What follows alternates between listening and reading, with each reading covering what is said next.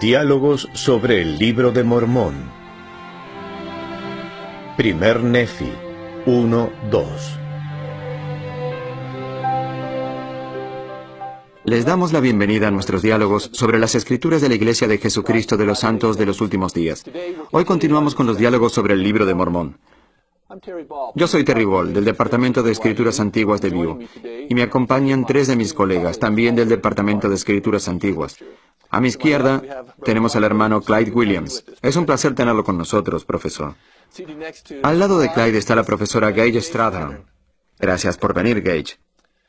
Y también nos acompaña uno de los profesores más antiguos y mentor de gran parte de nuestro profesorado, Paul Hoskinson.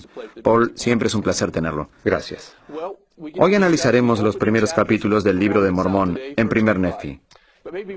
Pero antes de ver los capítulos, tomaremos un momento para repasar el resumen que está al principio del libro de Primer Nefi, lo cual está escrito en la parte superior de la página en letra cursiva. Aquí se nos presenta a Ley y su esposa Saría, y se cuenta de los hijos que ellos tenían. Luego hay una sinopsis de qué es lo que vamos a encontrar en el resto del texto, de cómo Ley recibe una visión cuando la familia huye de Jerusalén y viajan por el desierto. Luego ellos llegan a la tierra de la abundancia y luego al Nuevo Mundo. Y vemos al final que dice, esto es según la narración de Nefi, yo, Nefi, escribí estos anales. Aparentemente este resumen se escribió en las planchas, como José lo había traducido.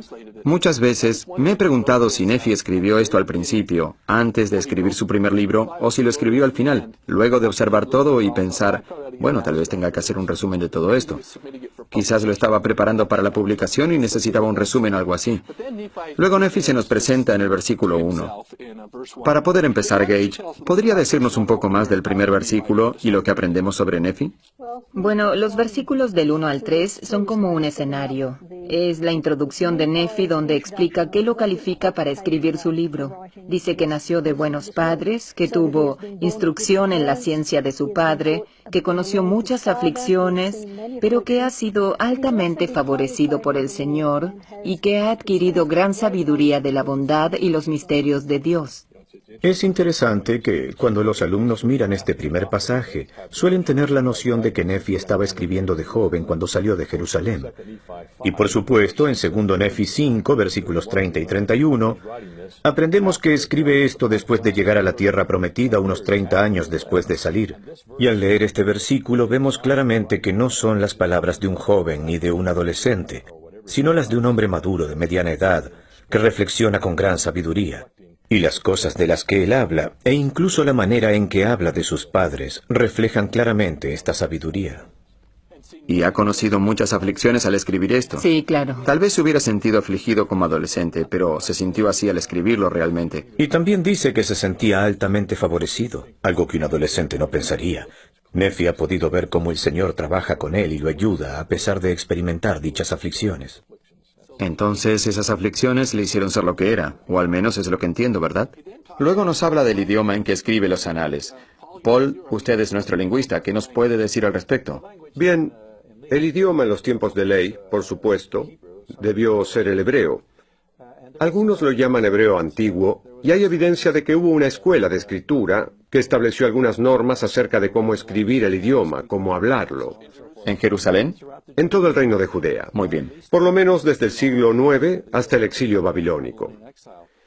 Y paralelamente a esto, también sabemos que en el reino de Judea usaban números egipcios como mínimo, y probablemente también otros materiales egipcios. Entonces es muy interesante que Nefi haga esta declaración sobre la ciencia de los judíos y el idioma de los egipcios. Es precisamente lo que encontramos en los registros de esos días. Entonces no fue una innovación única para el Libro de Mormón. No. Pero más tarde leemos en Mormón capítulo 9 que si sus planchas hubieran sido más grandes, las habrían escrito en hebreo. Sí. Pero decidieron escribirlas en egipcio porque evidentemente era más conciso. Es un comentario interesante porque sabemos que el hebreo es una lengua muy concisa. Lo es. El egipcio tuvo que haber sido mucho más conciso al escribirse. Sí. Supongo que es correcto decir que en el Libro de Mormón, en la versión inglesa, encontramos 3 clases de lenguaje. Tenemos el inglés de los años 1820 o 30 que José Smith habría hablado, Y luego tenemos el inglés del rey Santiago, particularmente cuando José encuentra los pasajes y enseñanzas que citan las escrituras con las cuales creció. Y también encontramos elementos o reliquias o artefactos, no sé cómo llamarlos, de lenguas antiguas del cercano oriente, que claramente debieron haber sido extraños para José, como por ejemplo la gramática o la estructura de oraciones. El "y aconteció" es importante aquí, pues encontramos que aparece todo el tiempo en el Libro de Mormón. Realmente es una manera hebrea de introducir una oración o frase. No usan la puntuación como para decir final de oración y comienzo de una nueva.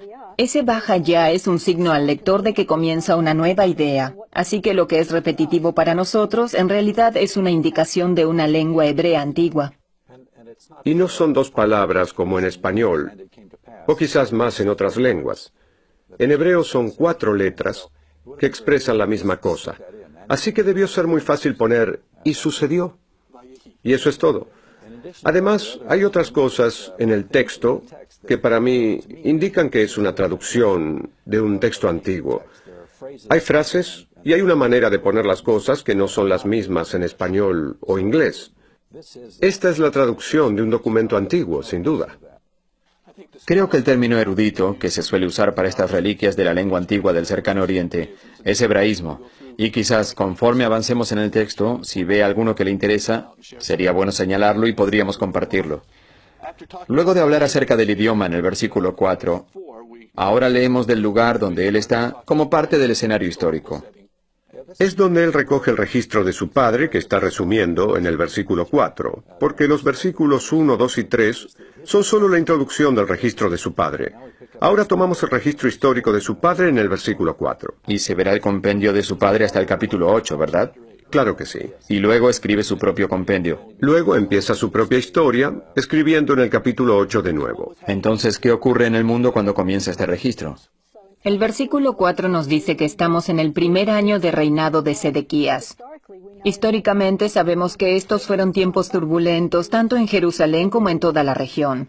Vemos la caída del imperio asirio que había causado tanta destrucción entre los israelitas del norte, pero en ese proceso de decadencia, Egipto es como una fuerza que intenta reafirmarse, a pesar de que había perdido ya mucho poder también. Pero también vemos el levantamiento del imperio babilónico. Justo antes de este tiempo tenemos a los asirios y egipcios enfrentándose en la batalla de Carquemish, aproximadamente en el año 605 a.C., y desde ese momento Asiria cesa de ser un poder mundial y Babilonia toma el control. Encontraremos que también controlan Jerusalén, y esto causará algo de destrucción.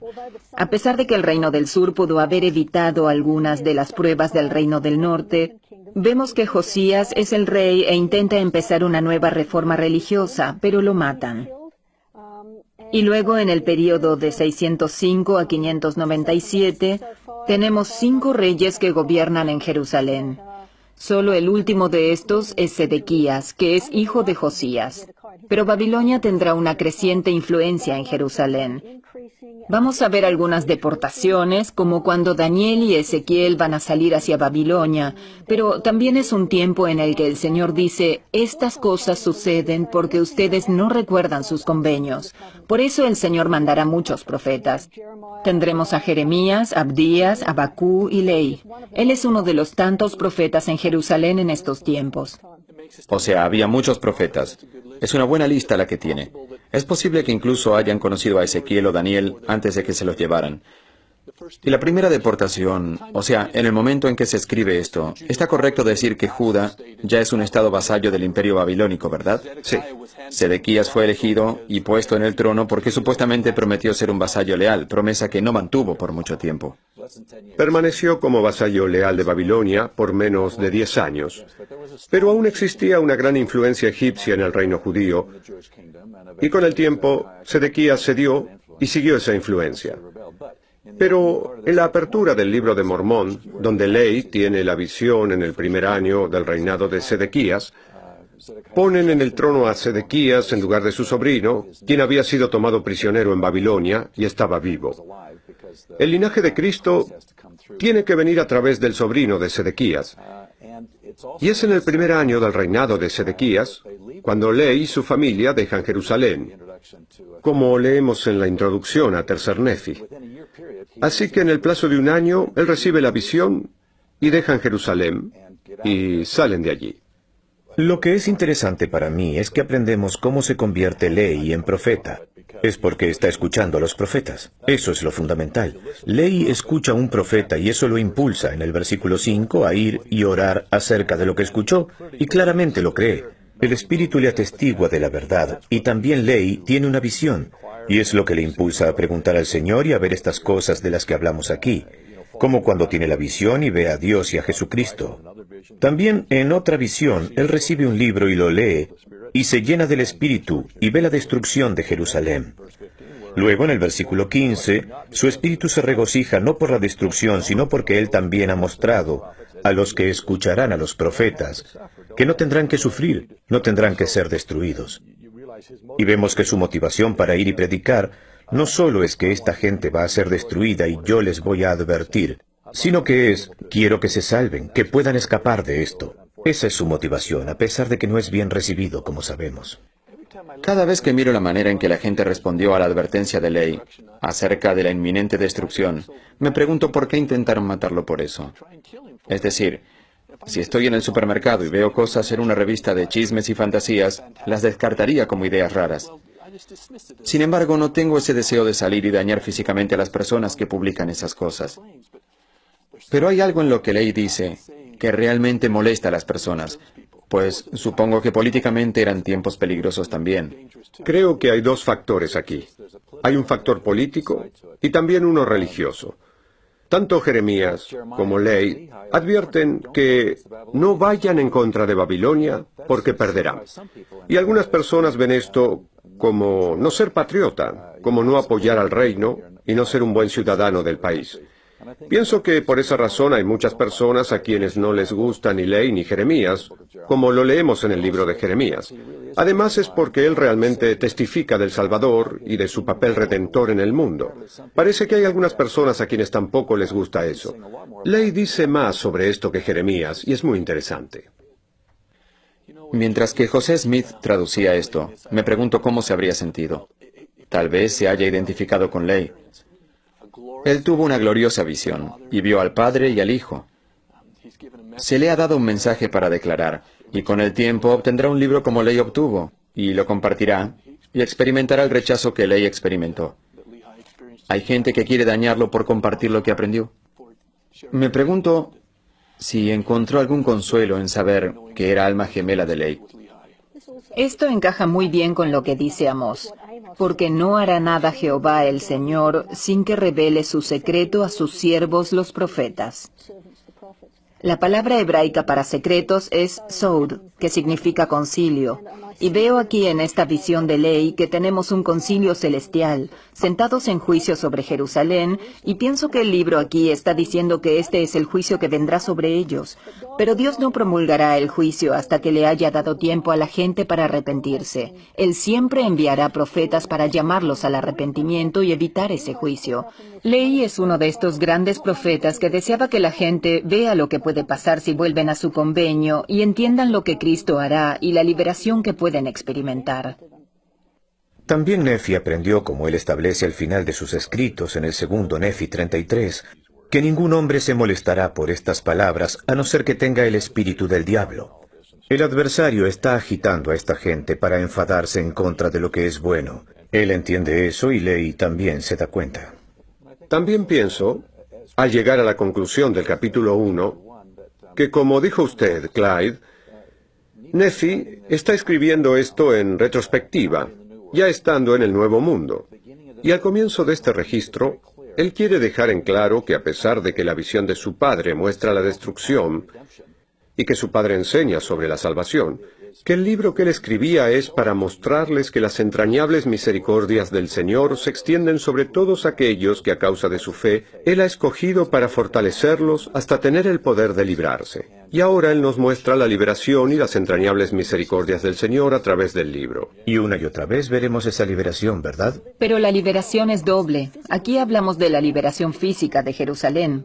Pero la liberación más importante es la que proviene del sacrificio expiatorio. del Salvador. La liberación espiritual. Aprendemos de la liberación física al empezar el capítulo 2. A diferencia de Jeremías, el contemporáneo de Ley, que fue lanzado a un hoyo y obligado a quedarse allí por una gran parte de su tiempo como profeta, el Señor tenía otros planes para Ley y su familia. Y es interesante. Huyen en la única dirección que era segura para ellos. No huyen hacia Babilonia, ni hacia Egipto, ni hacia el norte. Huyen al único lugar lejos de las influencias babilónicas, egipcias y judías. Huyen hacia el sur. Y lo hacen muy secretamente, incluso dejando atrás todo por lo que habían trabajado antes. La lista de cosas es interesante. Aquí hay un ejemplo de hebraísmo, en el versículo 4, donde hacen una lista de las cosas que dejaron atrás. En el capítulo 2, versículo 4 dice: y ocurrió que salió para el desierto, y abandonó su casa y la tierra de su herencia, y su oro, su plata y sus objetos preciosos. Veamos el continuo uso de y el pronombre su. Un profesor de gramática diría que es incorrecto por repetirlo, pero es un perfecto hebreo. Es como se haría la lista en hebreo. Sí. Y hay otros pasajes en el capítulo 2 que la gente también notó. Al final del versículo 6, el río de agua, lo cual nunca se diría en español, porque todos los ríos tienen agua en español. Pero en el cercano oriente, no todos los ríos tienen agua, entonces se dice río de agua. Tenemos que asegurar que no es solo el lugar donde el agua fluye de vez en cuando. Es un lugar donde siempre hay agua. También dice un altar de piedras, que refleja la manera exacta para decirlo en hebreo. Al final del versículo 9, cuando Ley empieza a hablar en estas hermosas y poéticas secciones, con sus hijos Lamán y Lemuel, dice: «Oh, si fuera semejante a este río, fluyendo continuamente en la fuente de toda rectitud». Bien, tampoco se diría eso en español. Los ríos no fluyen hacia fuentes, fluyen de las fuentes. Pero esto es poesía del cercano oriente. Es como la cita de algún material antiguo. Y estas cosas son hermosas para el oído hebreo. Muy bien. Este uso del altar de piedras, río de agua, planchas de bronce. Para mí es sorprendente lo repetitivo que es esa construcción gramatical en el libro de Mormón. Porque en inglés se suele decir al revés, literalmente traducido como bronces planchas. Pero aquí se dice tal como en español, altar de piedras, planchas de bronce, como se diría también en hebreo. Hay otro tema que a veces confunde a las personas, y eso es: ¿a qué distancia estuvieron de Jerusalén? Se puede leer esto, y si leemos muy rápido parecerá que son 3 días. Cualquiera que ha estudiado el área se dará cuenta que no se puede bajar de Jerusalén hacia los contornos del Mar Rojo en 3 días, ni con los camellos más rápidos siquiera. Sin embargo, si leemos cuidadosamente, vemos en el versículo 5 que ellos descendieron por los contornos del Mar Rojo, y luego por los lados que están más próximos a este mar por 3 días. Probablemente estuvieron 10 a 14 días fuera de Jerusalén, y sabemos por lo que leemos que pasó en el Antiguo Testamento, que fue necesario viajar así, no para hacerles la vida dura, sino para ponerlos en una zona segura, para que cuando vuelvan y estén en una situación muy precaria, el Señor no tenga que tomar la vida de otras personas para conservarlos. Yo pienso que hay sabiduría en lo que Él ha hecho y ayuda a reconocer esto. Pienso que también es importante que ellos supieran que estaban lo suficientemente lejos de Jerusalén para poder construir un altar a fin de cumplir con la ley de Moisés. La ley de Moisés les permitía hacerlo aún estando a cierta distancia de dicho territorio. Y a través de todo el libro de Mormón, veremos que intentan conscientemente vivir la ley de Moisés. Y como sabemos, Ley tenía el sacerdocio de Melquisedec y pudo efectuar las ordenanzas de la ley mosaica. Entonces fue apropiado para él ofrecer sacrificios como lo vemos en el versículo 7, porque él poseía el sacerdocio de Melquisedec. Y por estar lejos de Jerusalén se le permite hacerlo por su cuenta. Aún tomando la ruta corta, son unos 300 kilómetros de Jerusalén a Elat, el primer contacto que ellos pudieron haber tenido con el Mar Rojo. Es un largo viaje. Era muy largo y tal vez... Algunos empiezan a entender por qué murmuraron Lamán y Lemuel. Es un viaje largo y también difícil. Están unas 2 semanas fuera de Jerusalén cuando acampan junto al río de Lemuel en el valle de Lamán. Un viaje difícil y largo. Me pregunto si pensaron, bueno, ya llegamos, aquí nos quedaremos. Estoy seguro de que Ley entendió que esta era una parada temporaria. Es interesante contrastar estas 2 facciones que se desarrollaron en la familia también, y nos preguntamos por qué Lamán y Lemuel respondieron de la manera que lo hicieron y Nefi a la manera suya. Y vemos en el versículo 12 por lo menos dos cosas. Aparte de sus murmuraciones, no entendían la manera de proceder de Dios. Es lo mismo para muchos en el mundo en estos días. No entienden la naturaleza y el proceder de Dios, y cuando ocurren cosas que no pueden explicar, se preguntan si hay un Dios. Ponen en duda lo que Lehi hace, y no creen que la ciudad de Jerusalén pueda ser destruida. Y esto los guiará lamentablemente a una vida de incredulidad sin fe. Y aunque más tarde vemos que Nefi les pregunta si han consultado al Señor, ellos nunca lo hicieron y Nefi sí lo hizo.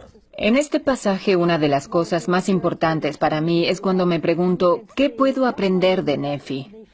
Ahora bien, sabemos que se convierte en uno de los más grandes profetas, pero él no fue un profeta toda su vida. Él fue un joven también, a pesar de que escribe esto más tarde. En el tiempo en que esto sucede, tal vez él no tiene idea en lo que se convertirá. Así es. Cuando tenemos esto, pienso que está muy claro que a Lamán y Lemuel se les hace bastante difícil dejar Jerusalén. No tienen idea el por qué está pasando esto, no pueden entender por qué su padre hace eso. Luego, como contraste, tenemos en el versículo 16, y me encanta este versículo por lo que me enseña de Nefi. Y sucedió que yo, Nefi, siendo muy joven todavía, aunque grande de estatura, teniendo grandes deseos de conocer los misterios de Dios, me pregunto, si estuviera en los zapatos de Nefi, ¿cuál sería el más grande misterio para mí en este momento? Y pienso como Lamán y Lemuel, ¿por qué nuestro padre está haciendo esto? ¿Por qué estamos aquí? Pero él reaccionará a esto de una manera diferente que Lamán y Lemuel, porque él dice, clamé por tanto al Señor. Lamán y Lemuel murmuran, pero vemos que Nefi se inclina y clama al Señor. Y he aquí que él me visitó y enterneció mi corazón, de modo que creí todas las palabras que mi padre había hablado. Así que no me rebelé en contra de él como lo habían hecho mis hermanos. Esto me sugiere que a él también le dio un poco de enojo, porque él volvió hacia el Señor y el Señor fue capaz de ablandar su corazón. Eso marcó la diferencia, fue el evento clave que cambia la vida de Nefi. Esto es lo que lo lleva a un camino diferente al de sus hermanos. Cualquier gran desafío puede ser resuelto de esa manera. Uno puede murmurar o puede preguntar al Señor. Y es lo que le prepara para lo que ocurre en el capítulo 3 con la famosa cita de cuando ellos regresan por las planchas.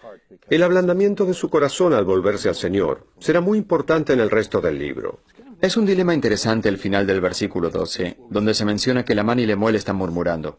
Dice, murmuraban, porque no conocían la manera de proceder de Dios. Bueno, la razón por la que no conocían la manera de proceder de Dios es porque ellos estaban murmurando. Entonces, no conocemos a Dios porque murmuramos, y murmuramos porque no conocemos a Dios. En algún momento el ciclo se tiene que romper, y se podría haber roto si hubieran seguido el ejemplo de Nefi. Un comentario sobre Lamán y Lemuel. Algunos piensan que eran unos tontos brutos que no sabían nada. Yo no pienso así. Pienso que fueron tan instruidos como lo fue Nefi en la lengua y en la historia. Ellos sabían que Jerusalén tenía problemas en el año 701 a.C. con los asirios. De hecho, en el año 701, cuando los asirios intentaron capturar Jerusalén, Isaías dijo que no serían capturados. Pienso que Lamán y Lemuel conocían las profecías de Isaías sobre Jerusalén. Y también en el año 604, cuando Nabucodonosor viene por primera vez, no molesta a Jerusalén. Y en 597, cuando Sedequías es puesto en el trono, no captura la ciudad. Por lo tanto, ellos conocen su historia, saben que Jerusalén nunca había sido capturada y piensan que Jerusalén es un pueblo justo. Entonces, ¿piensa que ellos supusieron que la promesa de Isaías en 701 se prolongaba a 600, que Jerusalén no sería capturada? Ellos eran la gente del convenio y Dios estaría con ellos. Dios protegería a Jerusalén por el bien de su nombre, dice Isaías. No dudo que Lamán y Lemuel conocían sus escrituras en ese momento. El problema fue que ellos no creían en el profeta viviente, creían en el profeta muerto. Porque el profeta viviente decía que Jerusalén caería, especialmente si ellos se aliaban con los egipcios en lugar de aliarse con los babilonios. Bueno, es una historia de familia también. Vemos este patrón en todas las familias, o por lo menos el potencial de tener nuestro Lamán y Lemuel, y también tenemos nuestros Sams, que son buenos seguidores, y nuestros Nefis. Y se puede ver el final de los que se rebelan o murmuran y no preguntan al Señor. Esto es lo mismo en cualquier familia. Si se está viajando por el desierto o si se está en Salt Lake City, Pienso que hay mucha aplicación para nosotros también en nuestras familias, el ver que esto pueda ser tanto una advertencia como un consejo. Entonces Gage, luego de enseñar estos 2 primeros capítulos a sus alumnos en su clase del Libro de Mormón, ¿qué diferencia espera que esto marque en la vida de ellos? Me parece que hay 2 cosas que Nephi está tratando de establecer para el resto del Libro de Mormón. En el capítulo 1 tenemos las entrañables misericordias de Dios que vendrán sobre nosotros y seremos librados física y espiritualmente, con un énfasis en lo espiritual. En el capítulo 2, pienso que la lección importante aquí es que el Señor le dice a Nephi 2 veces, una vez que ablandara su corazón y que se volviera al Señor, le dice que si cumples mis mandamientos, prosperarás.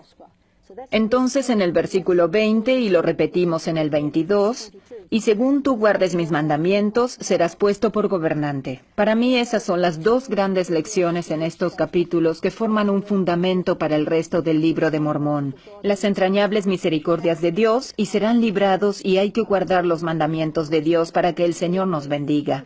Para Nephi o para nosotros en nuestra época, esos principios son igual de fuertes y poderosos. Bien dicho. Muchas gracias.